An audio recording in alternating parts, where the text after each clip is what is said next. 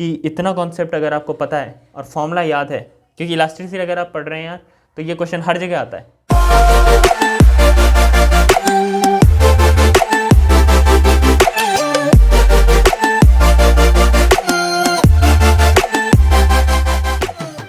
Hey guys, welcome to the channel, this is Suraj. आज की video में यार बात करने वाले हैं जो अपना 24th की इवनिंग शिफ्ट में जो पेपर हुआ था उसका थोड़ा सा एनालिसिस करेंगे, किस टाइप के यार उसमें क्वेश्चंस आए थे। और 24th की मॉर्निंग शिफ्ट का जो पेपर मैं ऑलरेडी बना चुका हूँ। क्वेश्चंस यार मेमोरी बेस्ड हैं, तो हो सकता है कुछ डेटा इधर उधर हो गया हो, और जो अपना पेपर है वो मतलब एग्जैक्ट नहीं है, हो सकता है सारे क्वेश्चन उसके अंदर ना मैंने कवर किए हों, बट आपको इस वीडियो से यार एक आइडिया लग जाएगी कि कैसे क्वेश्चंस आ रहे हैं और अपना जो अपन मार्च अटेम्प्ट देने वाले हैं उसमें कैसे क्वेश्चन आ रहे होंगे, राइट। तो उस पेपर में देखते हैं यार। और आपको यार ये भी पता है कि जो एग्ज़ामिनर है जो पेपर बना रहा है वो हर साल नए क्वेश्चन नहीं ला सकता। कहाँ से लाएगा यार, थोड़ा सा सिलेबस है, उसमें भी इस साल जो है थोड़ा सा कट डाउन हुआ है, सीबीएसई ने भी कट डाउन किया है, तो यार कहाँ से इतने क्वेश्चंस लाएंगे। तो डेफिनेटली पुराने जो प्रीवियस ईयर के कॉन्सेप्ट होते हैं उन्हीं में थोड़ा घुमा के थोड़ा डेटा चेंज करके वही देते हैं, और कुछ क्वेश्चंस तो डिट्टो दे देते हैं। तो यार अगर आप फरवरी के पेपर भी करके जाएँ तो अपने पेपर में 1 या 2 क्वेश्चंस आपको ऐसे मिल जाएंगे जो एग्जैक्ट डिट्टो कॉपी किए हुए हैं। तो क्वेश्चंस देखते हैं और फिर बात करेंगे यार इस पेपर की। यार डिफ़िकल्टी लेवल की बात करूँ तो थोड़ा सा मॉर्निंग शिफ्ट से पेपर डिफ़िकल्ट रहा था। इसके डिफ़िकल्टी को अगर मैं आउट ऑफ 5 मार्क्स देना चाहूँ तो मैं कह सकता हूँ यार 4 मार्क्स मॉडरेट लेवल का पेपर था, कोई बहुत ज़्यादा टफ पेपर नहीं था। तो ठीक है यार, 4 जो है इसे मार्क्स आउट ऑफ 5 डिफ़िकल्टी में मैं दूंगा। क्वेश्चंस की बात कर लेते हैं हम। पहला क्वेश्चन इसके अंदर जो अपने पास है वो थ्योरी का क्वेश्चन है, ज़्यादा नहीं अपन इस पर जोर करेंगे। दैट इज़ जेनर डायोड बताना है, हेविली डोप्ड होता है, मॉडरेट डोप्ड होता है और लाइटली डोप्ड होता है, और थिकनेस बतानी है लेस या मोर। तो थ्योरी बेस्ड क्वेश्चन है, याद होगा तो कर पाओगे, नहीं होगा तो नहीं कर पाओगे। सारे क्वेश्चन यार यहाँ पे मैं दे दूँगा, अगर आपको उनके सॉल्यूशन चाहिए तो डिस्क्रिप्शन बॉक्स में मैं लिंक दे दूँगा। नेक्स्ट क्वेश्चन की बात करते हैं यार। मैंने आपको पहले ही बताया था कि पूरे उसमें करके मतलब पूरे सेंटर मास वाले चैप्टर में कुछ करके ना जाएं, सेंटर मास और मोमेंटम कंजर्वेशन ज़रूर कर लें। 24 की जो फर्स्ट शिफ्ट में जो पेपर आया था उसमें मोमेंटम कंजर्वेशन का सवाल आया था, और इस पेपर में जो है सेंटर ऑफ मास निकालने के लिए आ गया। तो यार इसी के अराउंड मैंने कहा कि इसी के अराउंड जो है पेपर घूमने वाला है, जो ऑलरेडी पेपर में क्वेश्चन आ चुके हैं कि a/2 डिस्टेंस है, इसकी रेडियस जो है वो a है, ये पार्ट कट किया हुआ है, cut part, centre of mass अपने को निकालना है। तो यार इसका तरीका आपको पता होगा, इसके जो मास हो, जो कट पार्ट किया हुआ है उसके मास को आप नेगेटिव ले लो, और जो फॉर्मूला अपना होता है सेंटर ऑफ मास निकालने का, जो भी तरीका आप सीखा होगा उस तरीके से आप इसका सेंटर ऑफ मास निकाल लें। बहुत ईजी क्वेश्चन। नेक्स्ट क्वेश्चन की अपन बात करते हैं, वो है अपना सेमीकंडक्टर। मैंने आपको बताया था पिछली वीडियो में कि सेमीकंडक्टर जो चैप्टर है, आप पूरा चैप्टर ना भी पढ़ के जाएँ तो एटलीस्ट डायोड और अपना जो लॉजिक गेट्स हैं वो अपन कवर कर लें। और लॉजिक गेट्स यार बहुत किस्मत के सवाल हैं, आ गए तो आप इजीली इन्हें सॉल्व कर सकते हैं, आपकी किस्मत के ऊपर है। मतलब 50 से 60% चांसेस हैं इस टाइप के क्वेश्चन आने के। सिंपल क्वेश्चन था यार, लॉजिक गेट लगे हुए थे, बूलियन इक्वेशन अपने को यहाँ पर निकालनी थी। ये ए, ये बी, और जो भी अपना रिज़ल्ट आएगा उसमें बूलियन इक्वेशन यहाँ पे निकालनी थी, y = समथिंग जो भी आप निकालते हैं। ये सिंपल सा क्वेश्चन आया था यार, तो इसे भी आप इजीली सॉल्व कर सकते हैं बूलियन इक्वेशन, अगर आपने लॉजिक गेट्स पढ़े हुए हैं। नेक्स्ट क्वेश्चन की बात करते हैं, थोड़ा सा मीडियम लेवल का क्वेश्चन में से कहूँगा, बहुत ज़्यादा इजी नहीं है। कैसा क्वेश्चन है वो देखते हैं। क्वेश्चन यार इस टाइप का था, ये v0 स्पीड से किसी पार्टिकल को थ्रो किया with force of α(x²). Force का मतलब यार आप कह सकते हैं एक्सलेशन जो इसे मिल रहा है थ्रू आउट द पाथ मिल रहा है, तो मैक्सिमम डिस्टेंस निकालनी है इसने इन एक्स डायरेक्शन। तो थोड़ा सा काइनेमेटिक्स एक मिक्स कर रखा है, और जो अपना डायनेमिक्स होता है A = F/m, इस फॉर्मूले से आपको एक्सलेशन निकालना पड़ेगा। इसके बाद उसमें काइनेमेटिक्स मिक्स करनी पड़ेगी। तो 2 चैप्टर से मिला के क्वेश्चन है। तो अगर यार कॉन्सेप्ट मिक्स करते हैं ना तो थोड़ा सा क्वेश्चन लेंदी हो जाता है, और ठीक है यार, थोड़ा सा लॉजिक लगेगा तो एक अच्छा पेपर आपको देखने को मिलेगा। मॉर्निंग की शिफ्ट में ऐसा कुछ क्वेश्चन था नहीं, मतलब इस लेवल का ठीक क्वेश्चन है, बहुत ज़्यादा हार्ड भी नहीं है, मॉडरेट लेवल का क्वेश्चन में से कहूँगा। नेक्स्ट बात करते हैं, एक जो अपना ट्रिक आप इसे कह सकते हैं, आपको क्वेश्चन में ये दिया हुआ था कि अपना जो अर्थ है उसके पोल पे वेट अपने को दिया हुआ है, पोल पे वेट दिया हुआ है 49 न्यूटन, बताओ इक्वेटर पे वेट। तो ये सिंपल सा क्वेश्चन था। अब अगर मैं इसकी बात करूं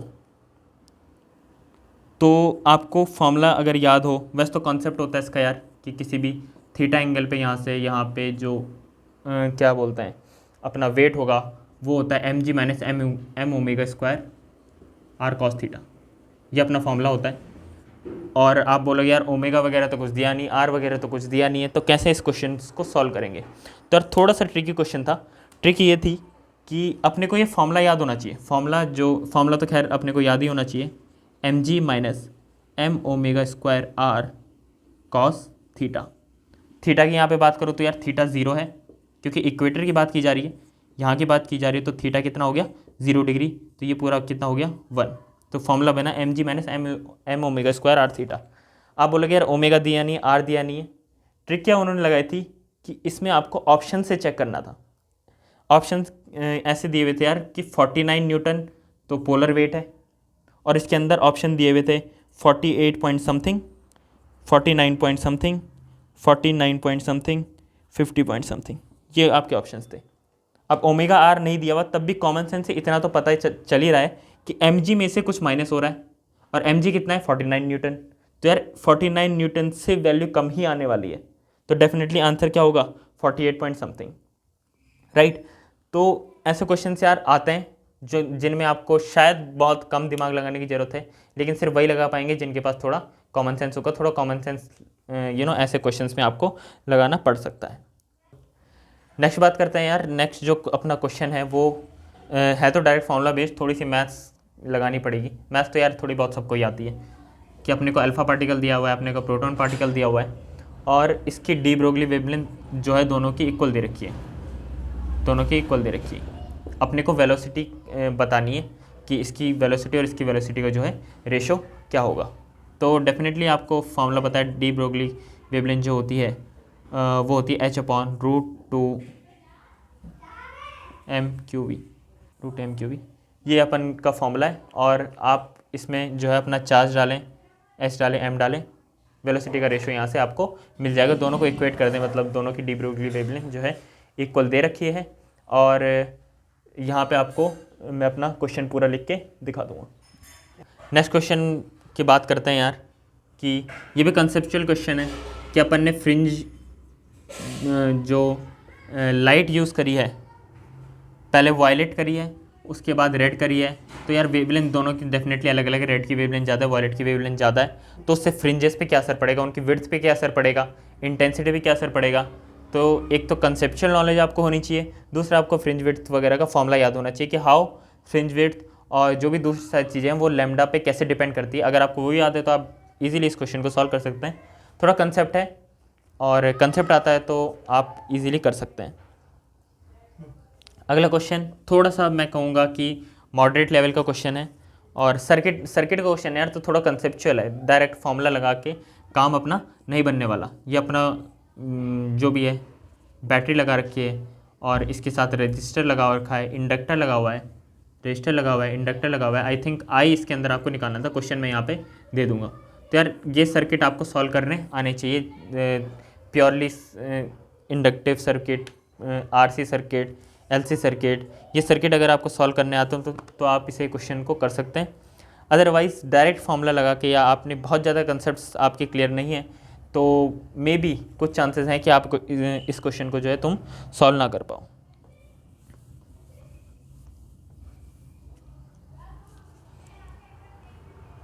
नेक्स्ट बात करते हैं यार अपना, अगेन वही क्वेश्चन आ रखा है जो पहले भी आया था।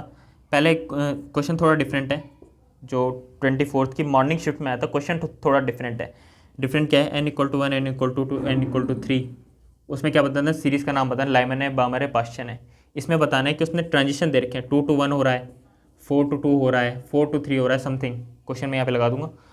ये जो ट्रांजिशन हो रहे हैं, इन ट्रांजिशन में मैक्सिमम फ्रीक्वेंसी किसकी है, ये अपने को बताना था। ये सिंपल यार, पहले लेमडा निकालो, लेमडा का फॉर्मूला आपको पता ही है, राइट। उसके बाद आप इससे फ्रीक्वेंसी इजीली निकाल सकते हैं। तो ये भी बहुत इजी क्वेश्चंस है, डायरेक्ट फार्मूला बेस्ड है, और थोड़ा सा कॉन्सेप्ट अगर आपका क्लियर है और फॉर्मूला आपको याद है तो आप इसे इजीली सॉल्व कर पाएंगे। एक इलेक्ट्रो का क्वेश्चन था यार, थोड़ा सा मैं कहूँगा कि ये भी मॉडरेट लेवल का क्वेश्चन है, इलेक्ट्रो का क्वेश्चन है। क्वेश्चन मैं यहाँ पे लगा दूँगा। मैं से थोड़ा ऐसा कहूँगा कि ये क्वेश्चन ऑलरेडी पहले भी आ चुका है, ऐसा क्वेश्चन आ चुका है। क्वेश्चन यहाँ पे लगा दूँगा, थोड़ा सा लेंथी क्वेश्चन है।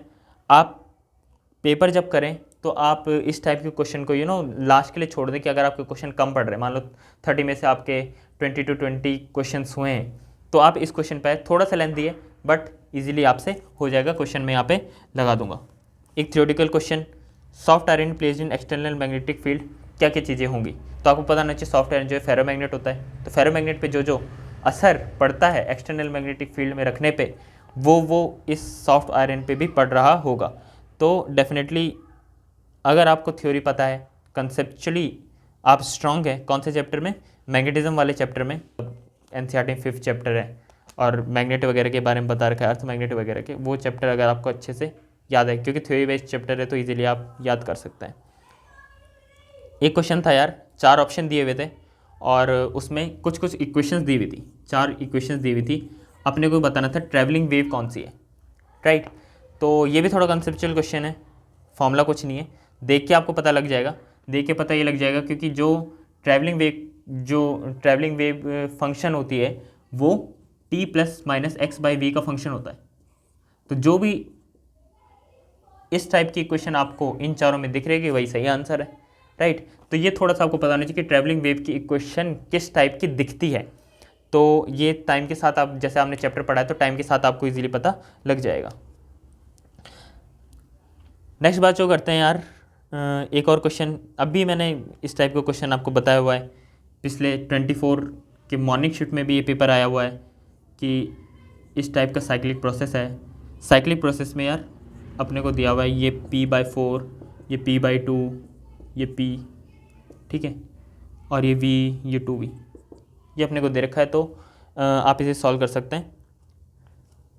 वर्क डन आपने इस साइक्लिक प्रोसेस के अंदर निकालना है, तो डायरेक्ट फॉर्मूला लगाओ और सबको जोड़ दो। ये क्वेश्चन मॉर्निंग शिफ्ट में भी आया हुआ है, और ये जो क्वेश्चन है मैंने आपको पिछली वीडियो में बताया था कि ये क्वेश्चन जो है अपना, जब मैंने पेपर दिया था पिछले साल जनवरी में भी और सितंबर में भी, दोनों टाइम ये क्वेश्चन आया था सेम वर्क डन निकालने के लिए। एक और चीज़ जो मैंने आपको अपनी पिछली वीडियो में उस वीडियो में बताई थी 10 डेज़ वाली में, उसमें ये बताया था यार कि जो इलेक्ट्रोमैग्नेटिक स्पेक्ट्रम वाला चैप्टर है, इलेक्ट्रोमैग्नेटिक स्पेक्ट्रम वाले चैप्टर में आपको क्या करना है, जितनी भी एप्लीकेशंस हैं और उनका जो ट्रेंड है वो याद करना है। इस पेपर में वही क्वेश्चन आ रखा है, एप्लीकेशंस पूछी गई हैं यार उनकी, और मैचिंग वाला क्वेश्चन था, एक ना एक मैचिंग वाला क्वेश्चन आ ही रहा है इन पेपरों में। तो ध्यान रखें, मैचिंग वाली अगर आपको एप्लीकेशन याद है, डायरेक्ट आपको क्वेश्चन सॉल्व हो जाएगा विदिन 10 सेकेंड। एक एरर का क्वेश्चन था यार, एरर क्वेश्चन किसी भी चैप्टर से मिक्स कर सकता हो, तो थोड़ा सा लेंदी है, इसे भी अपन यहाँ पे डाल देंगे, सॉल्यूशन वगैरह यहाँ पे अपन डाल रहे होंगे। नेक्स्ट क्वेश्चन यार, एक्सरे ट्यूब। एक्सरे ट्यूब में अपने को एक्सलेटिंग वोल्टेज जो है वो अपने को पता है, दैट इज़ 1.24 एम, और यहाँ पे आपने को कट ऑफ वोल्टेज निकालनी है। तो कट ऑफ वोल्टेज का अगर आपको फॉर्मूला याद है तो डेफिनेटली आप इसे कर पाएंगे।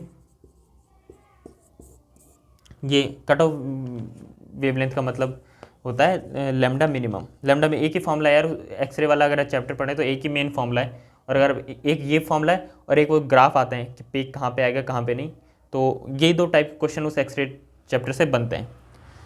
ये दो क्वेश्चन अगर एक्सरे से क्वेश्चन आ रहा है मॉडर्न फिजिक्स में, तो इन्हीं दोनों में से एक क्वेश्चन आएगा। नेक्स्ट यार ट्रांजिस्टर अगेन थ्योरी वाला क्वेश्चन है। थ्योरी अगर आपको याद है तो आप इसे इजीली कर पाएंगे, कोई ज़्यादा खास क्वेश्चन नहीं था। नहीं भी करते यार अगर आपको क्योंकि वो 1 सेकंड में आपको देख के पता लग जाएगा कि हो रहा है कि नहीं हो रहा, अगर नहीं हो रहा तो छोड़ो, राइट। नेक्स्ट क्वेश्चन यार, वी डिस्प्लेसमेंट हाँ, एक क्वेश्चन जो वो भी आपके डायरेक्ट नोट से मिल जाएगा, जहाँ भी आप पढ़ रहे हैं डेफिनेटली आपको नोट्स में वो सारे, यहाँ आप मॉर्निंग शिफ्ट की बात करें तो लगभग सारे क्वेश्चन आपके नोट्स हैं, यहाँ आपको कोई शीट भी उठा के देखने की ज़रूरत नहीं है। और इस चैप्टर में भी यार बहुत सारे क्वेश्चन ऐसे हैं जो डायरेक्ट आपको नोट्स में ही मिल जाएंगे। जैसे यार वेलोसिटी और डिस्प्लेसमेंट का ग्राफ अपने बताना है सिंपल हार्मोनिक मोशन में, तो एक तो आपको याद होगा कि एलिप्स होता है, तो direct with in 10 second question हो जाएगा। वरना आपको जो है इक्वेशन याद होगी, v equal to omega root में a square minus X square, बस सॉल्व कर दो, v square omega square a square minus X square, इसे आगे सॉल्व कर दो तो एलिप्स टाइप की इक्वेशन बनेगी। तो आप डायरेक्ट यहाँ से देख सकते हैं कि यार एलिप्स बन रहा है। वरना आपको याद भी होगा, ये नोट्स में हर किसी के मैंशनड होता है। बोर मॉडल में जो जितने भी इक्वेशंस हैं 2πr equal to n lambda, और जो एनर्जी डिफरेंस होता है that is hc by lambda, ये जितने भी इक्वेशंस हैं यार इन सबको मिक्स करके सॉल्व करा के या थोड़ा सा घुमा फिरा के क्वेश्चंस दिए हुए थे और आपको बताना था कि कौन सी इक्वेशन सही है। तो इसके लिए यार आपको जो बोर मॉडल है पूरा आना चाहिए और उसके जितने भी फॉर्मूले यार आपको याद होने चाहिए। गॉस लॉ से सिंपल सा क्वेश्चन आया था, यहाँ पे क्यू चार्ज रखा हुआ था, एक प्लेट रखी हुई थी, सिंपल फ्लक्स वगैरह कुछ बताना था, तो गॉस लॉ से बहुत सिंपल क्वेश्चन था, क्वेश्चन मैं यहाँ पर डाल दूंगा।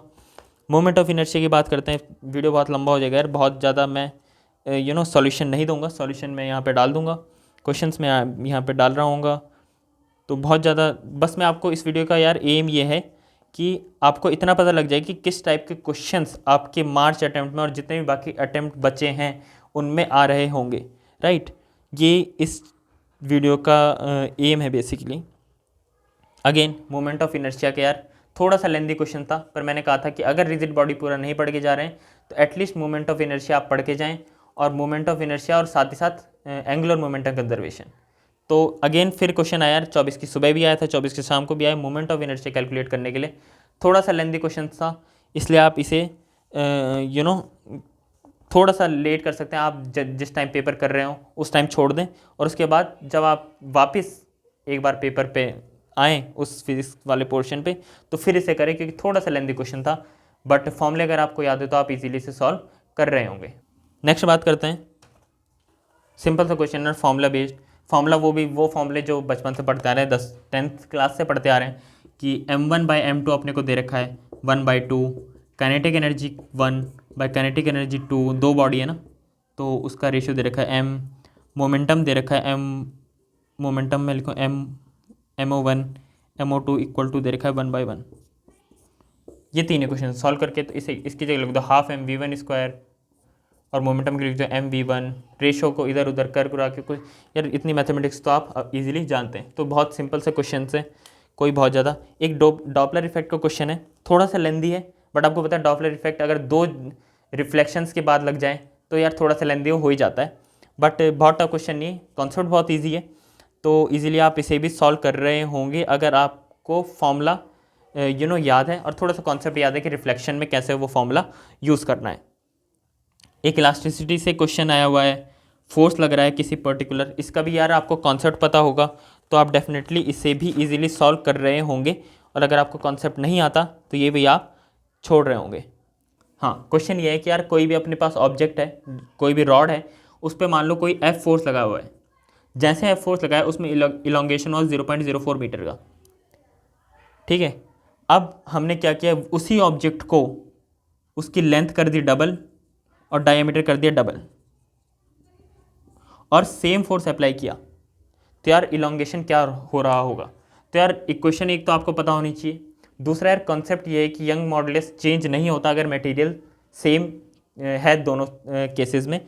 तो आप ये बात को समझें कि इतना कॉन्सेप्ट अगर आपको पता है और फॉर्मूला याद है, क्योंकि इलास्टिसिटी अगर आप पढ़ रहे हैं यार तो ये क्वेश्चन हर जगह आता है, इस टाइप का क्वेश्चन हर जगह आता है कि जब मटेरियल चेंज नहीं होता यंग मॉडुलस भी चेंज नहीं होता। तो अगर आप ये कर रहे हैं तो डेफिनेटली आप इसे सॉल्व कर पाएंगे, दोनों केसेस में यंग मॉडुलस सेम होगा। तो यार इस टाइप के क्वेश्चन आएंगे, क्वेश्चन हो सकता है मैंने कुछ क्वेश्चन छोड़े हों, तो वीडियो की लेंथ बहुत ज़्यादा लंबी हो गई ऑलरेडी, तो हो सकता है मैंने कुछ क्वेश्चन छोड़े हैं, वो अपन देखेंगे। सारे क्वेश्चंस मैं यहाँ पे डाल दूंगा। अगर आप बोलेंगे तो यार डिस्क्रिप्शन में मैं सॉल्यूशन भी दे दूंगा इन सब के, तो आप एटलीस्ट इन्हें प्रैक्टिस करके जाए अपने मार्च अटैम्प्ट के लिए। और हो सकता है कि किस्मत अच्छी रहने पे आपके 30 में से यार 2 या 3 क्वेश्चन डिट्टो फरवरी वाले मार्च में दे दिए जाए, क्योंकि 4 अटैम्प्ट है तो 24 पेपर्स यार बहुत टफ हो जाता है एग्जामिनर के लिए बनाना, तो उसी में फेरबदल करके अगेन वो देता है। तो यार पेपर का एनालिसिस करना बहुत ज़रूरी है। नेक्स्ट जो वीडियोस आएंगी उसमें हम केमिस्ट्री का, इसके जो बाकी शिफ्ट हैं यार 4 पेपर और हैं अभी, उनका एनालिसिस कर रहे होंगे, केमिस्ट्री का एनालिसिस कर रहे होंगे, मैथ्स का एनालिसिस कर रहे होंगे। बहुत शॉर्ट एनालिसिस होगा, सॉल्यूशन और उनके जो परफेक्ट क्वेश्चन है यहाँ डाल दूंगा, सॉल्यूशन डिस्क्रिप्शन में डाल दूंगा। तब तक के लिए यार सब्सक्राइब करें, प्रेस द बेल आइकन, ताकि अगली जितनी भी वीडियो आने वाली हैं वो आप मिस ना करें। कोई भी अगर यार आपको हेल्प की ज़रूरत हो तो नीचे डिस्क्रिप्शन में अपने इंस्टाग्राम हैंडल और ट्विटर हैंडल अपने दिए हुए हैं, उन पर आप जाके फॉलो कर लें। DM इन इंस्टाग्राम